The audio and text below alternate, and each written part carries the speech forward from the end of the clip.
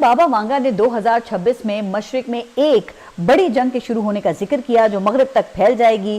بابا وانگا نے زمین پر خلائی مخلوق کے حملے اور آرٹیفیشل انٹیلیجنس کی انسانوں پر حکومت کا ذکر بھی کیا۔ اچھا، اب یہ خلائی مخلوق سے مراد نا وہ حقیقی خلائی مخلوق ہی ہے، پلیز آپ نے اس کا کوئی غلط مطلب نہیں سمجھنا، چونکہ جس خلائی مخلوق کی بات پاکستان میں کی جاتی ہے نا، اس کے حملے تو یہاں پر اکثر ہوتے ہی رہتے ہیں۔ کبھی اس کا پاکستان پر قبضہ ہو جاتا ہے، کبھی وہ قبضہ چھڑا لیا جاتا ہے، اور کبھی کبھی تو خلائی مخلوق انسانوں کے ساتھ مل کر حکومت بنا لیتی ہے، جسے ہائبرڈ نظام کا نام دیا جاتا ہے۔ خیر، میں تو وہ بابا وانگا کا ذکر کر رہی تھی۔ تو بابا وانگا نے موسمیاتی تبدیلی، زلزلے، سیلاب اور قدرتی آفات سے متعلق بڑی پیشن گوئیاں کی ہیں۔ اب پاکستان تو ویسے بھی موسمیاتی تبدیلیوں کا شکار ہے، یہاں زلزلے، سیلاب اور اسموگ سے اربوں ڈالر کا نقصان ہو چکا ہے۔ اچھا، پاکستان میں ماہرین اس بات کے اوپر متفق ہیں کہ یہاں پہ بڑے ڈیمز کی بہت ضرورت ہے، اور وہاں بھارت نے پاکستان کے خلاف سندھ طاس معاہدہ منسوخ کر کے آبی جنگ چھیڑ دی ہے۔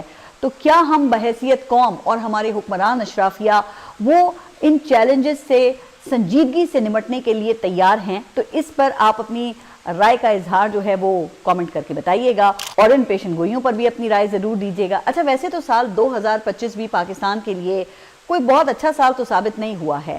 اب بلومبرگ کی ایک رپورٹ کے مطابق 2025 پاکستان میں تشدد کے حوالے سے بدترین سال ثابت ہوا۔ 2025 میں پاکستان میں فائرنگ، فضائی حملے، خودکش دھماکے اور دیگر پرتشدد واقعات وہ سب عام رہے۔ اچھا، ویسے بھی معیشت کے حوالے سے بھی یہ سال 2025 کوئی خاص قابل ذکر تو ثابت نہیں ہوا ہے، لیکن پاکستان میں یہ شارک مچھلیوں کے حملے کا یہ شدید نقصان ہوا ہے۔ اب آپ یہ کہیں گے کہ شارک مچھلیوں سے پاکستان کو کیا نقصان ہو سکتا ہے، تو لگتا یہ ہے کہ مخصوص نوعیت کی شارک مچھلیوں کو پاکستانی سمندر کے اندر انٹرنیٹ کیبلز کا ذائقہ وہ بہت ہی پسند آیا ہے، اور وہ مسلسل اس کو کاٹ کر پاکستان کا انٹرنیٹ بند یا پھر اسے سست کرتی رہتی ہیں۔ اچھا، پاکستان میں ایک فائر وال کا کامیاب تجربہ تو یہ 2024 کے آخر میں ہی ہو گیا تھا، لیکن یہ فائر وال اب 2025 میں فعال ہو گئی ہے، اور اب 2026 میں یقیناً کوئی نہ کوئی گل ضرور کھلائے گی۔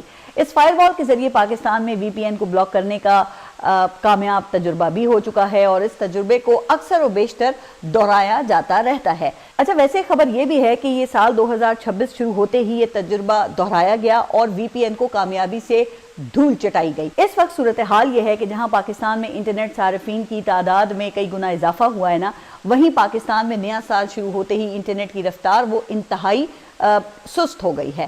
اگرچہ ابھی کسی سویلین یا فوجی شارک کے انٹرنیٹ کیبل پر حملہ آور ہونے کی کوئی کنفرم خبر تو نہیں ہے، لیکن اس کے باوجود گزشتہ 48 گھنٹوں سے ہمارے پاکستان بھر میں انٹرنیٹ کی رفتار وہ انتہائی سست ہے۔ جبکہ IT کی وفاقی وزیر وہ 2026 میں 5G لانچ کرنے کی ہمیں خوشخبریاں سنا رہی ہیں۔ پاکستان میں تو یہ 4G آپ کو پتہ ہے نا کہ ٹھیک سے کام نہیں کرتا، بلکہ پاکستان میں ابھی تک تو ٹیلی فون کالز کی جو کوالٹی ہے وہی عالمی معیار کے مطابق نہیں ہے، لیکن حکومت ہمیں 5G کی خوشخبریاں سنا رہی ہے یہاں پر۔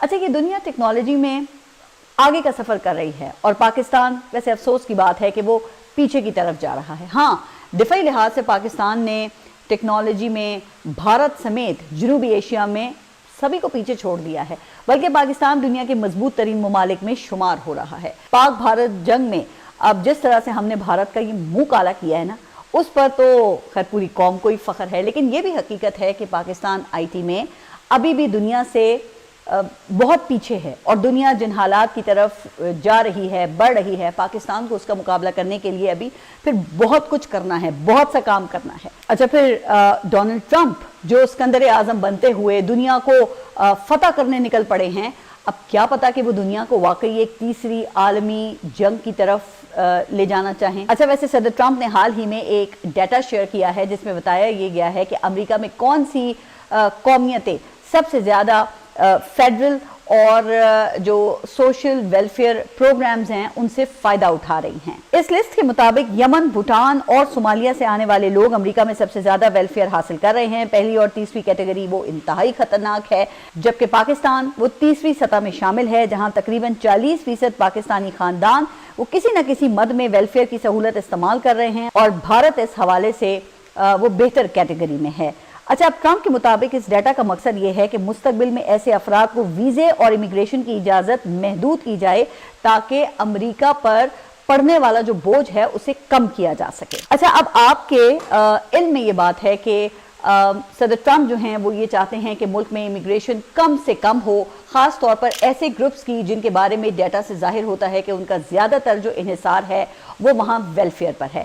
ویسے آج نہیں تو کل ٹرمپ کی توپوں کا رخ پاکستان کی طرف بھی تو ہو سکتا ہے نا، تو کیا پاکستان موجودہ عالمی حالات سے نمٹنے کے لیے تیار ہے؟